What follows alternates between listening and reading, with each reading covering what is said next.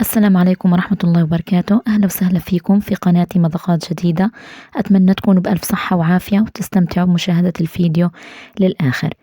اليوم حنستكمل تجهيزات رمضان، وحنعمل طريقة عمل الطحنية في البيت. حنعمل الطحنية الحمراء والطحنية البيضاء.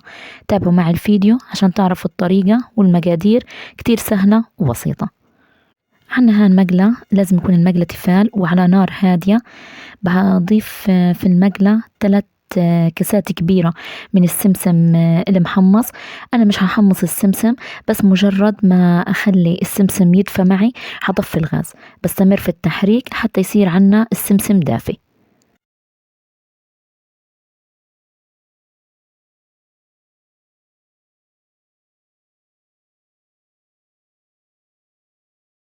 بعد هيك لازم نطحن السمسم وهو دافي. طبعا المفروض نطحنه بالمطحنة القهوة، بس عشان أنا مش متوفرة عندي فعملته بالخلاط.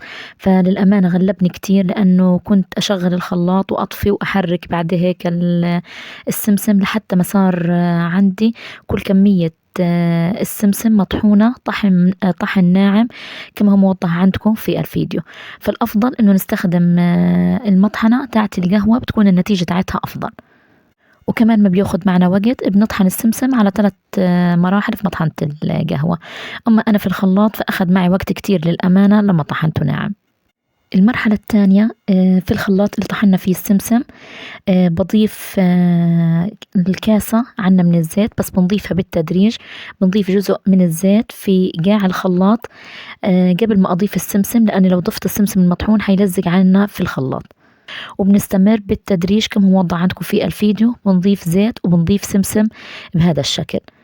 بعد هيك بضيف بعد 10 دقايق ما خلطت السمسم مع الزيت ونخلط منيح مع بعض،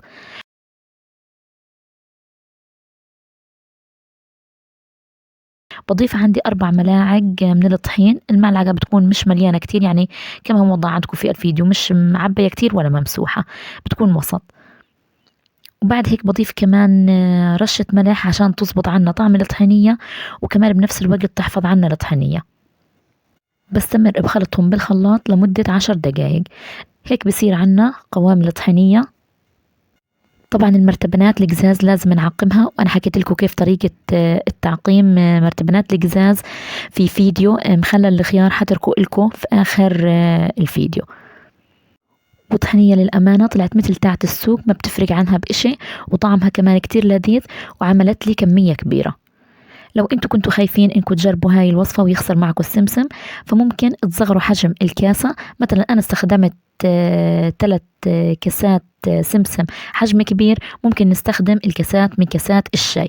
بس انا متأكدة انكم لو جربتوها او عملتوها على هاي الطريقة حتشكروني عليها، لانه بتعمل عنا كمية طحينية كبيرة.